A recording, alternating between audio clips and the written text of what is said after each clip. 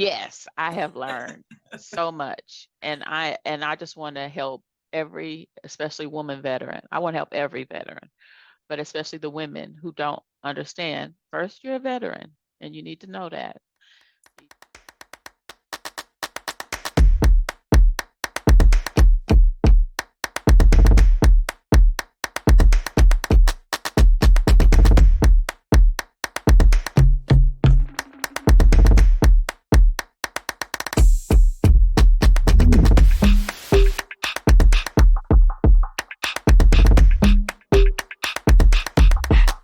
My name is Marquetta.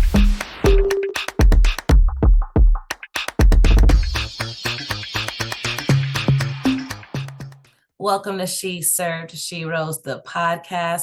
We are so honored, blessed, and fortunate today to have Miss LaLonnie Bell, who is an Army veteran and doing so much work in the veteran community here in Nevada. She is the Women Veteran Service Officer that takes care of women veterans specifically. I'll let her introduce her, tell you more about her title. And thank you so much for being here with us, LaLonnie. Thank you for having me. I'm excited. Awesome. So I like to start every interview from the very beginning, going all the way back to joining the military and why you chose that path. What made you sign the dotted line? How did you end up in the military? So I come from a line of veterans and people who served. My military family dates back to the Civil War.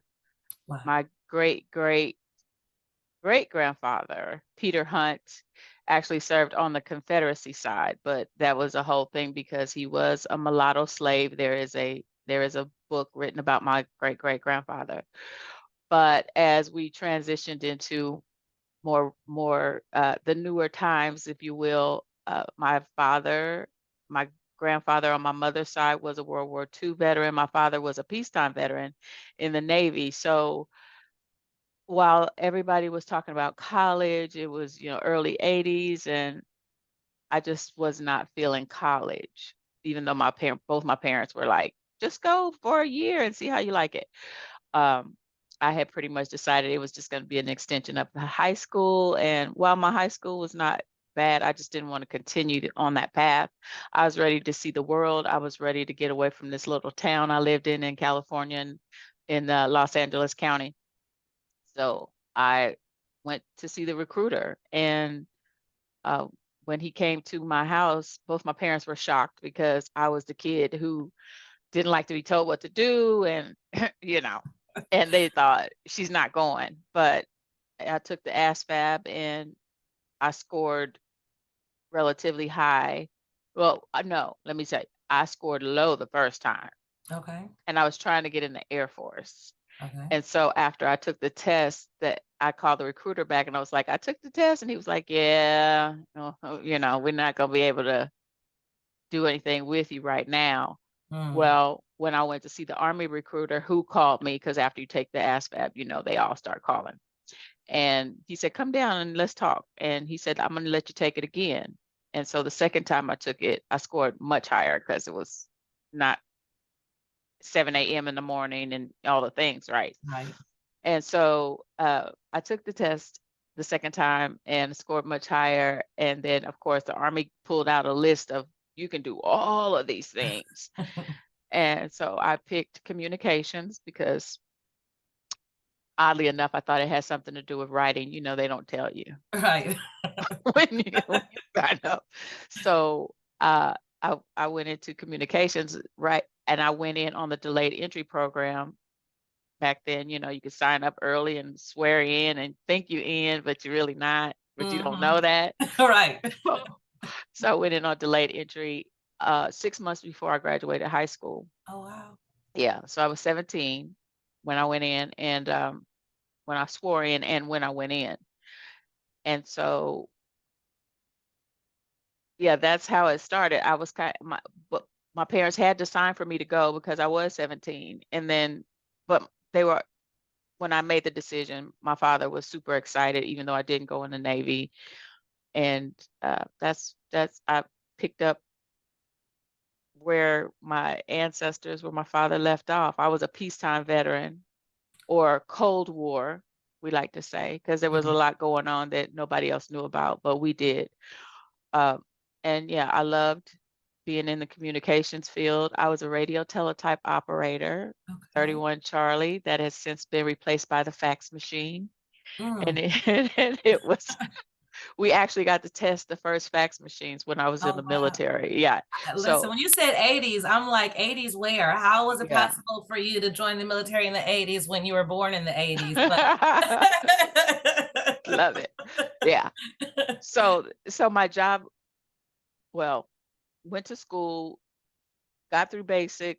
I sometimes I say by the skin of my teeth, I had some issues that caused some what we say invisible wounds, invisible wounds. scars. Yeah, in Mm. basic training, and so I almost didn't make it out, but I was bound and determined, and then I did get out on time and went on to school. And because a woman in the military who's never had any brothers and only had a nurturing male family, my uncles, my cousins, no brothers at that time, uh, my father, like all these men were nurturing. So when I get out here by myself, a 17-year-old female in the Army, and not expecting what, I ended up dealing with, I ended up married before I got out of AIT. So Mm. a month after I turned 18, I was married in the Army to Wow. another soldier. Right. And then Yeah. so you're able to be stationed together. Yes. And We had a baby. mm-hmm. And so that at the end of my first enlistment, it was, you can stay in, but you got to give up custody because you're both in the military. And yeah, back then, But you were married, and even back then, if you were married, oh even wow. back then, because Gulf War was on its way Mm-mm. during that time. And I think they could, I don't know if it was just standard at that time, but that was what happened. And so I made the choice to be my son's mother and to be a military wife. And I got Okay. out of the military and went to work for the Department of the Army Corps of Engineers when I was in Germany. Oh wow. Okay. Yeah. So how long were you there in Germany? 3 years, 3 wonderful years. Tried to stay, but Okay. it was time to come home. So I came back to the States. When you came back to the States, where did you come back to? We were stationed, they had just reopened Fort Drum, New York. Snows 8 months out of the year up there. And I'm a California girl, so I'm just like, what in the world? Right. But yeah, we were there for 3 years too, and lived on base. And it was, like I said, they were reopening the post, so there was nothing in this little town Mm. around it. And everything we did, all the activities were right there on Fort Drum. And so were you still working on base at that point as well? I did. I secured another position. I worked on base at the health clinic, and then I ended up having twins because there was nothing when I tell you. So Pastime having babies. yeah. So after I had the twins, I stopped working for a while and stayed home, of course, because even back then daycare, it was outrageous and it was hard to do. And we, my husband at the time, decided he was not going to Korea and leave me by myself with 3 children. So when it was time for him to get out, he did, and we both became civilians and moved to North Carolina. Okay. So when you became a civilian after being in the military, having the whole heritage of military, then being a spouse, like you've had every experience, the child of, being active, the spouse of, what was North Carolina like? Were you still involved in the military community? Were you employed by the military in any way? I was not employed by the military when I got to North Carolina, but of course, civil service was in your blood, then you still want to serve in some way. So I always either worked for the state, the county, or the city. And so I Okay. always had some connection to being a civil servant. And I did that most of the 25 years that I lived in North Carolina. What part of North Carolina did you live in? I lived in High Point, North Carolina. Okay. It's the furniture capital of the world. That's what it's famous for. Mm-hmm. I lived And in then Winston. Winston. Okay, so you know. I Uh, know. And then I moved to Raleigh. The last Okay. 12 years I was there, I moved to Raleigh. Awesome. Yeah, I Mhm. like yourself. I'm from, well, you said Los Angeles County. I'm from LA. Okay. And my first experience really in the snow was being in the military as well. Mhm. I had visited like Big Bear, but I was stationed at Whiteman Air Force Base in Knob Noster, Missouri. Whiteman Air Force Base. Mhm. And Mhm. when I was in the dorm, coming downstairs, just rushing out to work, I'm a really fast walker and Okay. talker. I try to slow down. But that first winter, I would come down those stairs and splat, hit Oh the no. ground from where it was like frozen over, iced over. I hated the snow when I first moved. Right. Right.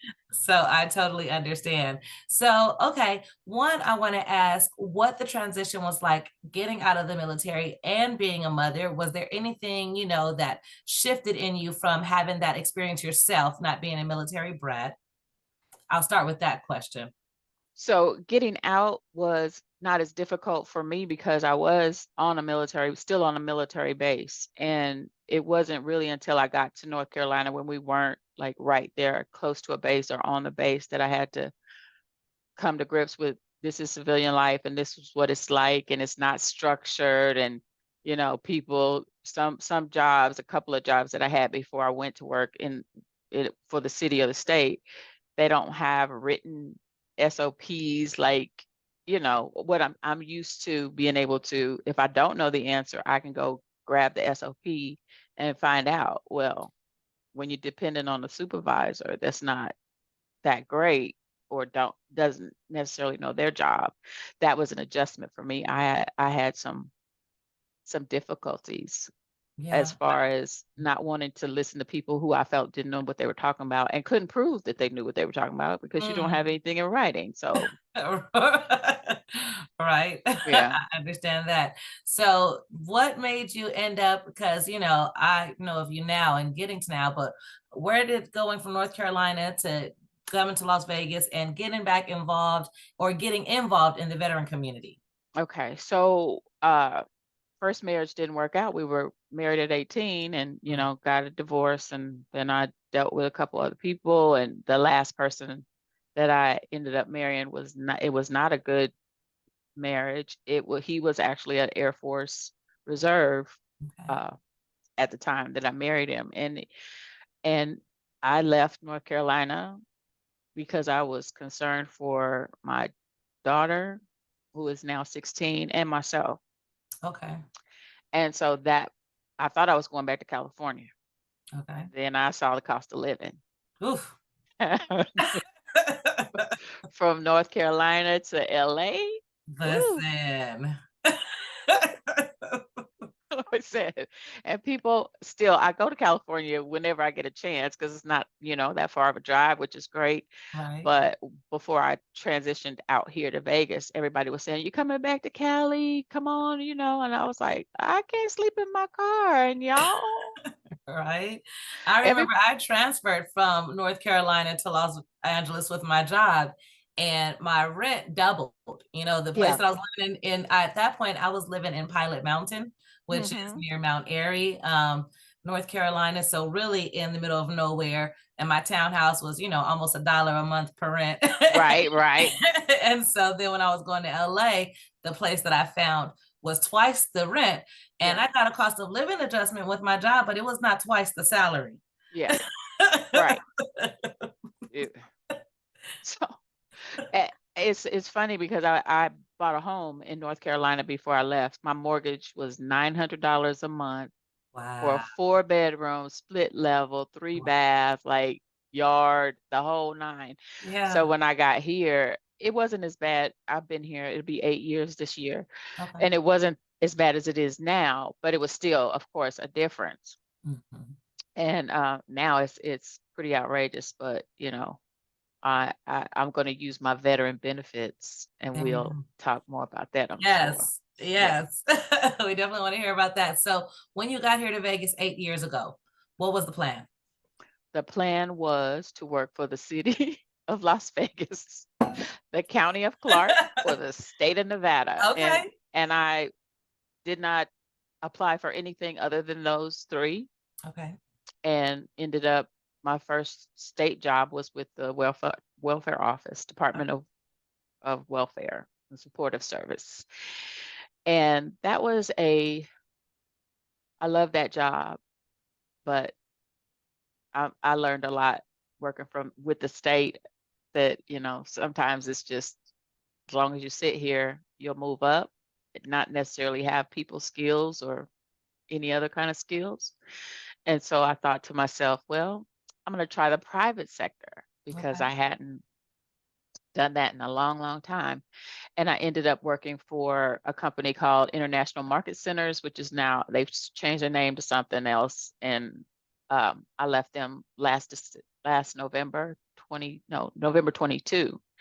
And I left them because the private sector is so different. I mean, it wasn't that they didn't know what they were doing. It was they were trying to get all they could and out of you. Mm. And so they had me traveling, luckily, to the High Point because that's the furniture capital, and they do the market there, and they do a market here in Vegas. A lot of people don't know that, but so I had that because I lived in High Point for so long. They were like, "Oh yeah, you can go to High Point." So every 6 months I was going to High Point. Then they added Atlanta, and Mm. so I would be in Atlanta, High Point here, Atlanta, High Point here, and I still have this, this minor child. Yeah. So I said, well, I guess I'm gonna have to go back to the state and find an 8 to 5. And I started seeking, and as they say, the universe will give you what you need, God will give you what you need. And I was looking and I saw veteran service officer. What is that? And I started reading the job description, and I was like, that's the same thing I was doing at the welfare office, but it will be for veterans. So I Mm-hmm. got super excited. And I Okay. just applied, not knowing, I applied for a few things at that time. And I got the call. Um, and they had two positions. They had a veteran service officer and a woman's veteran service officer. So I thought, well, surely I'm supposed to work with women. And I accepted this position. And it's been a little tumultuous because it is the state. Mm-hmm. And when I first started working as a women veteran service officer, I had to train to learn how to do claims and be a VSO first. And then Right. they added the women's program manager coordinator piece. And they said, okay, I hope my sound is not messing up because the phone is ringing. Okay, good. You've been here for a month, and now we need for you to plan a women's veterans conference. Wow. Okay, so just jump right in head first. So this was December 2. 2022, right? Mm-hmm. And so they said, "Hey, you're going to work with the guard. They have a team. They want to have a conference. We want to have a conference. You're just getting here. Let's collaborate with them." And I thought, "Thank God." So I connected with them. Great team, the J9 team. The Air National Guard folks were phenomenal, and we had my first Women Veterans Conference was at the Santa Fe, Mm-hmm. I was and you were there. I was. So that it was good for me as quick as it had to happen. I think it came off really well, but we did hear from the women veterans who said we want our own and we don't want to have to deal with the other stuff that goes with having a military conference because you have a lot of men and women who have been through things that a lot of us don't want that setting. If it's a conference for us, we want to talk about the things that pertain to us. So this year we decided, or the leadership of the agency decided, we're just going to do a women's conference. And I work with the Women Veterans Advisory Committee, which is appointed by the governor. There's 5 veteran women who are on that committee, and they're from all over the state.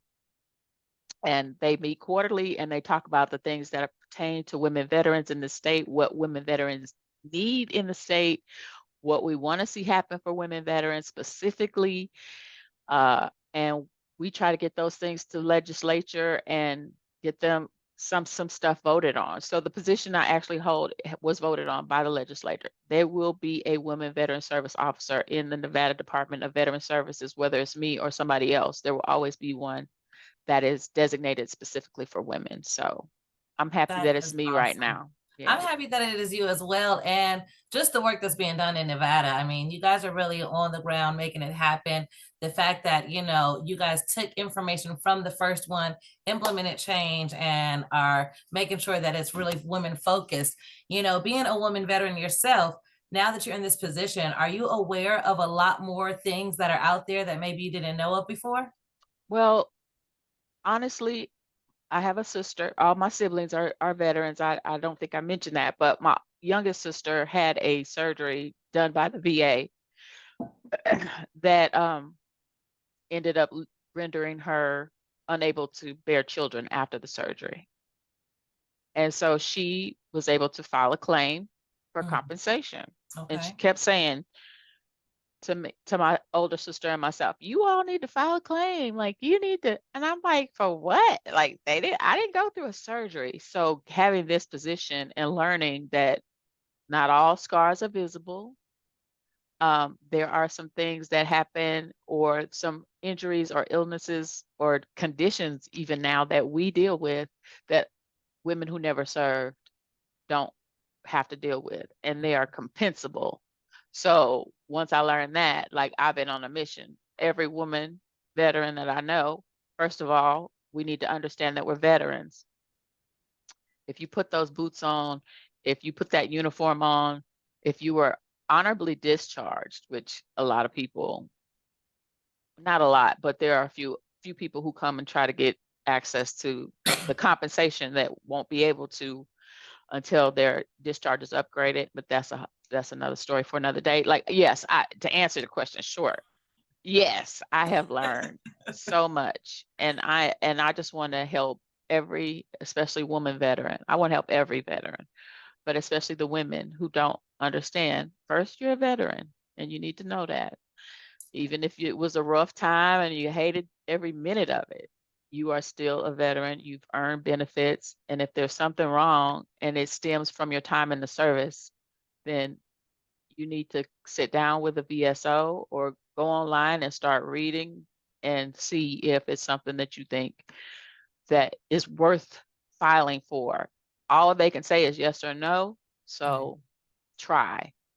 So I'm definitely one of those women that after I got out, I was discharged 6 months short of completing my first enlistment for refusing the anthrax vaccination series. I Okay. disobeyed a lawful order. And I didn't know I was a veteran for years. I did not have. So when you say that, first for them to know that they're a veteran, why is it that it seems like more than our counterparts, so many women that have served aren't even aware that they're veterans? It's because the visual that we're getting from the media, from the VA, once upon a time, they're doing better now. They're doing much better. Uh, didn't include us.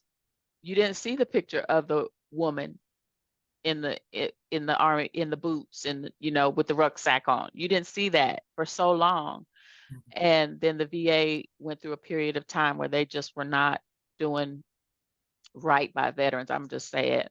And we know that veterans were going to the VA hospitals and just dying right there in the hallway waiting for service, or there was years before you could get in. So the VA has done a much better job at getting, including everyone, and especially women. And women are the fastest growing demographic of veterans right now. And we are looking to be even bigger in the next 10 or 20 years. So I sit in some meetings with the VA and the VHA, and they say, look, we got to get ready because with what's already here in Nevada, it's going to be at least 4 times as many veterans here in the next 10 to 20 years. And what we have in place now is not going to be able to serve all the veterans that are here. So for those women that don't know, just if we could for a moment, that don't know that they're a veteran or don't know even where to start, a lot of people end up paying to get service connected. They don't know where to turn. They get lawyers. They do all of these things, and people don't really know like that there are what a veteran service officer is. One. So could you kind of say what that position is, how veterans find out about benefits and all of that? Okay. So a veteran service officer, I'm going to start there, is accredited by the VA to be able to file claims. And that when you come in to see, I'll just use me as an example, is when you come in to see me, what you will we'll sit and we'll talk about what you feel are the conditions or the illnesses that extend from your time in the service. And then for a VSO in our office, you will have to sign what's called a power of attorney. That power of attorney is just for you to be able to file claims and for me to be able to see what you've done. I am the one who will actually file the claim for you, whereas you can go to the VA at the front of the office where we are, and you can file it yourself. You don't have to have a VSO, but sometimes the paperwork and the documents and all these forms, it's just it can be overwhelming. So that's what we're here for. We've been trained on how to fill out the forms, what needs to go on the form, what doesn't need to go on the form. A lot of veterans think just put as much on there as you can and they're going to rate you for something. That is the quickest way to slow your claim down and get denied for a lot of things where if you had just done the things that you can be rated for and then go back, and a lot of people don't want to go back because it takes a while to get your first claim adjudicated. But slow and steady wins the race in this case, I've found. So a VSO is here to help the veteran, and we develop a relationship with the veteran rather than you just go up there, fill out the form, submit it, and then wait to see what the VA says. Because then if they deny you, you got to figure out how to do a supplemental and all that. If you come to me and we file the claim and you get denied, then it is my job to figure out, okay, let's go back and see how to get this adjudicated in your favor. And so that's really what a VSO does. We are here for the veteran. And if you ever go somewhere and you don't feel like the VSO is for you, then find another VSO. You have that right. You can go wherever you want. You don't have, like I said, you don't have to have a VSO, but it does make things easier. I'm a VSO and I have a VSO. So, so Got it. yeah. Yeah, I totally understand. And, I know that there are different situations for everyone, but, I just want to kind of put it out there what VSOs are and that they're free of charge They because are. there are so many veterans that don't know which way Yeah. to go and they get so much of their back pay taken from them and they just don't know that, you don't know what you don't know again. Yeah, So. that is the most important part. We are paid, the state of Nevada pays the VSOs in the Nevada Department of Veteran Services office in DVS to file claims on behalf of the veteran. So you will never pay a VSO who works for the state anything. We do not take part of your back pay. We do not, and there are a lot right now, a lot of agencies, a lot of what do they call them? Claims coaches. They cannot file it for you. They can help you fill out the paperwork. You sign it, they give you an envelope and tell you to put it in the mail. But if that claim comes back denied, you're not going to see them. They're not going to be able to help you. They're not going to be able to go into the VA system to check on the status and see where it is and what's happening with it, even if it's still processing. Most of the time I can see just a little bit more than that. Like, okay, where is it in the process? Or they're waiting for this. Or if you get a letter from the VA and you don't know what it means or asking for something else, you can call your VSO and say, I got this letter. I can go into the system then and see the letter that you got. It says that they CC'd us, but they don't because the Paper Reduction Act. But I do have access to see what it is they sent you, and then I'll be able to give you better information or say, you don't even need to worry about that. That's a standard thing that they send out to everybody. Or Okay. if you have more information, then this is when you need to send it now, that type of thing. Okay, thank you for that. And so getting back to this Women Veteran Conference coming up, I would love to hear more about that. So we are scheduled to be at the Aliante on March 9th. Registration check-in will open at 8 o'clock and the program will start at 9. We have I'm not going to reveal the speakers today because we Okay. are still moving some pieces around. But I will say Phyllis Johnson from the Women's Military Memorial in Washington, D.C. will be here to talk to us about that. And our theme is empower, educate, and elevate. So that's our goal for the day. Like, and we want, the women veterans to come out, enjoy the day. We'll have continental breakfast in the morning. We're going to give you lunch in the afternoon. There's going to be door prizes and raffles and music and laughter and all the things that women veterans need when they get together. And a bunch of resource tables for anything you may need resources. Yeah. Get your plug in, girl. She's gonna be here with us and with her table. And and I am excited to. I have really worked hard to vet the exhibitors because we go to conferences, veteran conferences especially, and it's the same people all the time talking about the same thing. There'll be some of those people there because some of that is necessary, but I have kind of weeded out some of the tables that I never go to. I'm sorry if anybody's listening, but yeah, I understand. and we have kept that number down too, because a lot of times you go into these places, you have all these exhibitors, and it's more exhibitors than actual attendees. So we try to make sure we have a good balance and viable options for resources that we can go to and say, hey, what do you do? And the exhibitors will have an opportunity to speak during the conference to give us your 3-minute elevator speech and really hit them hard. Tell us what you do and why we should come by your table and see you. Okay. Not just because you have good swag, but Got you. Awesome.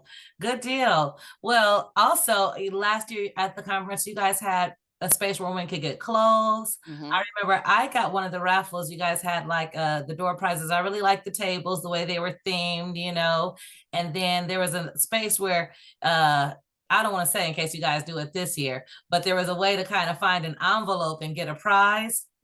And I was able to get one of those prizes to a very, very nice restaurant. So again, yes, thank you again for that. And just the connection for me, I've been in here in Las Vegas for 2.5 years. I had a very abrupt start. I'm not sure what you know about me. I lost my husband 4 months after I moved here. I had just gotten here. So it was like I literally had no one, and starting completely over from the absolute lowest moment of my life. I'm a South Central girl, so right. I think I'm pretty tough. Yeah. But when I lost my superhero, I didn't think that I was going to be able to stay on this planet. Right. And it is the veteran community that has welcomed me with open arms. Like I said, I didn't know I was a veteran until I had found a hardship in life years ago, about 15 years ago. And that's when someone kind of told me, like, you are a veteran, girl. You need to ask for help because it's out there for you. Yes. And I had no idea. But this time when I was in Las Vegas and I was going through this, I knew immediately I needed therapy, immediately. Yeah. And even though I hadn't had good experiences with therapy at the VA, I just started researching and I found Wounded Warrior Project. And I was able to get extended therapy. I don't really like to advertise it too much because they say 12 sessions, but that was not my experience. Right. Right. They gave me extended sessions. Yes. And just all of the things I went on the Project Odyssey a year after I lost my husband on my birthday, because I wasn't ready to acknowledge that and be with people. I wanted to be alone. And there happened to be an Odyssey right through those dates. But, the coach that I spoke to, my point is I'm big on veteran resources, which is why She Serves Sheroes is here. Yes. My partner and I, Latari, we have been fortunate to be in just so many programs, just starting our business. And then as a person working on myself.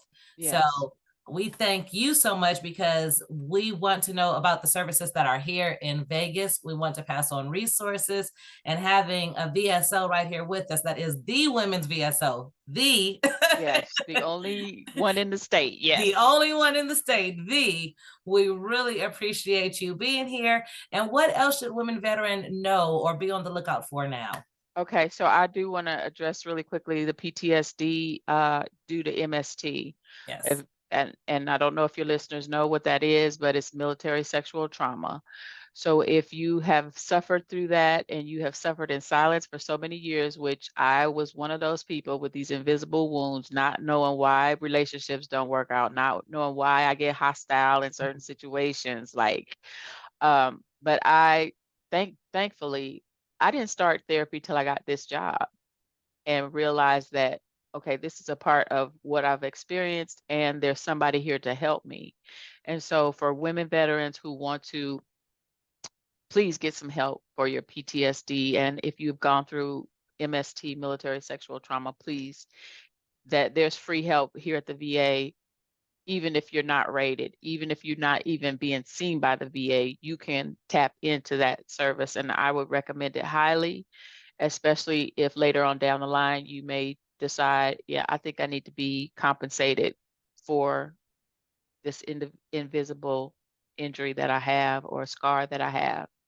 Um, I don't have that much experience with counseling or therapy, but I know that it has helped me tremendously. So I want to recommend it to everybody. And for me, again, in my role, what I want to do is get with groups like yours and push them as far as you want to go with the backing of the state, if at all possible. But I'm a volunteer veteran. I am with the Women Veterans of Nevada group, and that's a social group, and we get together bi-monthly and we just hang out and have a good time and do some things in the community. So get involved, because I was listening to a webinar by the VA the other day that said women veterans score higher for loneliness and isolation than any other population of veterans. We like to shut ourselves off. We want to heal ourselves while we're trying to take care of other people. And that is very, very difficult. I'm learning that. And so I implore every veteran, every woman veteran who decided, I just don't want to be bothered with the VA, I don't want to be bothered with anything military, try again, because it's a different time. And I'm here for it. Thank you for that. Again, especially with PTSD and MST, the numbers are staggering already, Yes. Yes. but those are only the numbers that are reported. That we know, right. That we know of. And we know, again, talking to our demographic, there are so many women that aren't even willing to go into the VA. And Right. again, that's why we do have platforms like Women Veteran of Nevada, She Serves Sheroes. We want to be able to provide those resources as kind of a first touch if you're not Yes. comfortable going into these other spaces. It's important that women have spaces that were designed for them. Again, other service organizations, I don't always feel that they were designed for me. I may be tolerated, but that's not the space that was built for me. Right. And we're in a time now that women veterans need to know that there are places and spaces that are designed with you in mind. So much so that the state has made sure that we have our own designated women veteran service office. That's okay. Yeah, it's okay, because people get it mixed up. VSO stands for both. It's Veteran Service Organization, Veteran Service Officer. So it is confusing, but I'm here, and my roster is currently 140, and all of them are not women. And I am looking to move into a space where all of my client list is women, because I know that there's a need, and I know that we're out there, and I just want everybody to know I'm here. It might take me a couple of days to call you back, but just be patient, because the Army had a saying, hurry up and wait. I think that might be all military, but I am mindful of that, and so I try to make sure that that's not the case with me. Right now, it is a little hectic with the planning of the conference, but after March, I plan to hit the ground again, running as hard as I can for women veterans in the state of Nevada. We appreciate you so much. We're so honored that you took time out of your schedule to sit with us here at She Serves Sheroes. We're excited about the work you're doing. We just want to hold on to your coattail and make sure we stay involved and support in any way that we can. Thank you so much. I need you all. We need to work. We will be sisterhood till the day we leave this earth, because of what we have gone through and because of the experiences that a lot of us have shared, even if we didn't share them at the same time. Absolutely. Yes. Yeah. And we're just trying to create that safe space. So again, LaLonnie, we want to thank you so much. Any women that need to reach out, please reach out. How would someone get in contact with you? The easiest way to get in contact with me right now is to email me at Bell, Bell, and then the letter L for my first name, Bell at veterans.nv.gov, or you can go to the NDVS website. Just put NDVS in the Google search, and it'll take you to our website, and then I am listed there. Or you can hit Ask a VSO, and they'll connect you to me. It's a couple of ways. Yeah. Absolutely. And for anyone that has a question, could you kind of explain that feature on the Ask a VSO? Because that's amazing. Yeah. Go on our website and just click Ask a VSO. The box will open up and you can put your question in, you can put your concern in. I'm not sure how many characters that box will hold, but it's pretty lengthy because we get some pretty long ones. And just say what it is you're experiencing or ask a question. If you need to be referred to a specific VSO, if you need to speak with the woman's VSO, just say that and they will forward it along to me. But that is so for people who don't even know that we're here. If they happen upon our website, then that's one way that they can connect with the agency. Well, thank you again, Ms. LaLonnie. We are looking forward to everything that you're doing in the community, like I said before, and know that She Served Sheroes is just very thankful for what you're doing, and we will continue to make sure that we're shedding light on everything that you are doing as well. Thank you so much, and I am going to do the same for you.